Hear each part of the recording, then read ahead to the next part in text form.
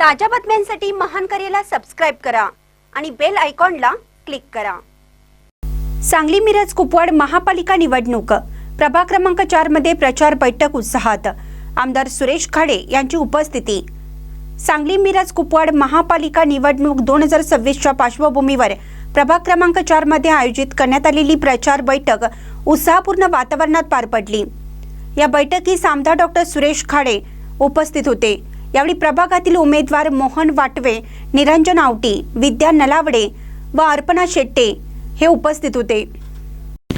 या बैठकीदरम्यान आमदार डॉक्टर सुरेश खाडे यांनी नागरिकांशी थेट संवाद साधत प्रभागातील सध्याच्या नागरिक समस्या, नागरिकांच्या अपेक्षा तसेच भविष्यातील विकासाबाबत आपले विचार मांडले। प्रभागातील रस्ते, पाणी पुरवठा, स्वच्छता, ड्रेनेज, आरोग्य सेवा, शिक्षण व मूलभूत सुविधांबाबत सविस्तर चर्चा करण्यात आली। नागरिकांनी यावेळी अंतर्गत रस्त्यांची दुरावस्था, पथदिव्यांची आवश्यकता, नियमित पाणी पुरवठा, कचरा व्यवस्थापन तसेच महिला, ज्येष्ठ नागरिक, युवकांसाठी आवश्यक सुविधांबाबत आपल्या समस्या व सूचना मांडल्या। उपस्थित उमेदवारांनीही नागरिकांचे प्रश्न ऐकून घेतले। आमदार खाडे यांनी नागरिकांच्या प्रश्नांना उत्तर देताना महानगरपालिकेच्या माध्यमातून प्रभागाच्या सर्वांगीण विकासासाठी प्रयत्न केले जातील असं सांगितलं। विकास प्रक्रियेत नागरिकांचा सक्रिय सहभाग महत्त्वाचा असल्याचे यावेळी त्यांनी अधोरेखित केले। या प्रचार बैठकीत स्थानिक पदाधिकारी, कार्यकर्ते, महिला व युवक मोठ्या संख्येने उपस्थित होते। शांत, शिस्तबद्ध व सकारात्मक वातावरणात बैठक पार पडली। महानगरपालिका निवडणुकीच्या पार्श्वभूमीवर अशा संवादात्मक बैठका नागरिक व लोकप्रतिनिधी यांच्यातील संपर्क वाढवण्यास उपयुक्त ठरत असल्याचं मत यावेळी व्यक्त करण्यात आलं। महानकर न्यूजसाठी आदी माने, मिरज। आणि लाडक्या बहिणीचे हप्ते 2 थांबलेले आहेत। थांबलेत का नाही? पाहिजेत ना? संक्रांतीच्या अगोदर दोन्ही हप्ते 3000 रुपये तुमच्या बँकेत जमा होते। त्यावर चिंता करायची। आता जे उमेदवार तुमच्याकडे येतील ते उगवत्या पावसाच्या छत्र्या असतात सगळ्या, जे पावसाच्या उगवल्या छत्र्या आज येते। मग आम्ही हे करू, मग आम्ही ते करू, आम्ही हे करू, हे करू। पण आम्ही तुमच्या समोर काम करून लाडकी बहीण घेऊन कामगारांचं, मी कामगार मंत्री होतो त्यावेळेला तर कामगारांचं मला वाटतं ते भांडी मिळाली का? भांडी कोणाला हातवर करा, बरी झाली। मी कामगार मंत्री असताना मी तो प्रयोग केला की बाबा कामगार आमचा इकडं तिकडं स्थलांतर करत असतो, कुठेतरी करत असतो, त्यांना भांडी आपल्याला दिली पाहिजे। तर भांड्याचा सेट सुंदर आहे ना? भांड्याचा सेट चांगला आहे ना?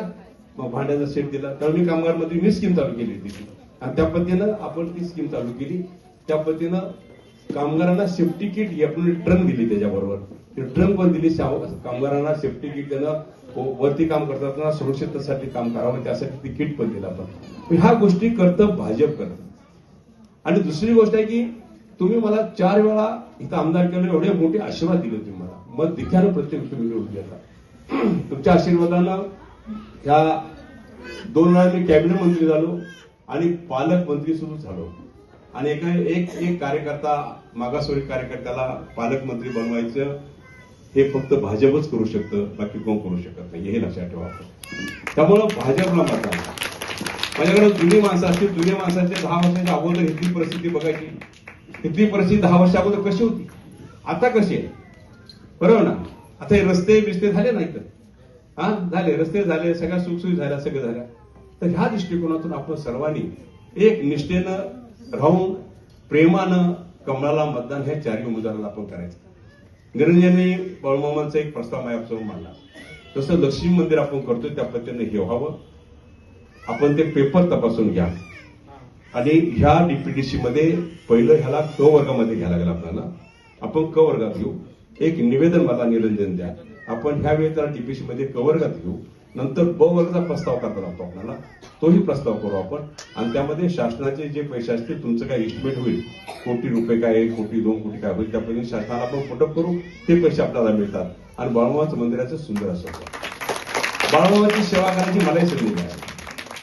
आमचे सागर वडगावे आरगचे आमचे मित्र आहेत, त्यांनी एक नवस केलं होतं। त्यांनी असं नवस केलं की भाऊ आमदार होऊ दे, मंत्री होऊ दे, मी दर्शनाला भाऊना घेऊन येतो, असं नवस केलं।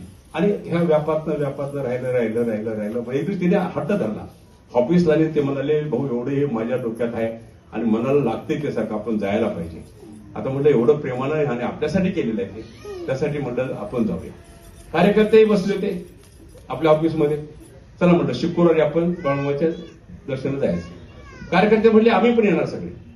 पण त्यांना मी अट टाकली, तुम्ही स्वतः येणार असेल तर स्वतःची गाडी काढायची, स्वतःच्या गाडीनं स्वतः यायचं. अशा गाड्या किती येतात बघू, किती वेळा गाड्या. आपल्या कार्यकर्त्यांच्या गाडी 125 गाड्या माझ्या मागे होत्या आणि मी बाळूमामाच्या दर्शनाला गेलो. त्या दिवसाचा प्रसाद आम्ही सगळा ठेवला, सगळ्यांना भाविकांना ठेवला, आपल्या लोकांनी प्रसाद ठेवला, सगळं केलं, दर्शन झालं. त्यातले ट्रस्ट आणि त्यातले सरपंच माझ्याकडे आले. भाऊ म्हणले आमचं एक ट्रस्ट हॉस्पिटल आहे आणि ट्रस्ट हॉस्पिटल आहे पण आम्हाला अँब्युलन्स नाहीये, तर आपल्याला अँब्युलन्स जर मिळाली तर आम्हाला खूप चांगलं होईल. मी तुम्हाला अभिमानानं सांगू इच्छितो की बाळूमामाच्या कृपेनं ते माझ्या डोक्यात भरवलं, त्यांनी ते करून घेतलं. अँब्युलन्स तयार आहेत माझ्याकडे, सगळं नाव बिल प्रिंट करून सगळी अँब्युलन्स तयार आहे. पण हे आचारसंहिता आणि हे सगळ्या गोष्टी लागल्यामुळं आणि हे व्यापात असल्यामुळे आपण जाऊ शकत नाहीये. पण आचारसंहिता संपल्यानंतर एक दिवस आपण सगळे बाळूमामाला जाऊ आणि देवाचं दर्शन करून ती अँब्युलन्स त्यांना लोकार्पण सोहळा करायचा विषय आपण करतो. तर ह्या गोष्टी आहेत. आणि मला कालच सकाळी निरंजन म्हटलं की आपण बाळूमामाची तिथे बैठक घ्यायची. मी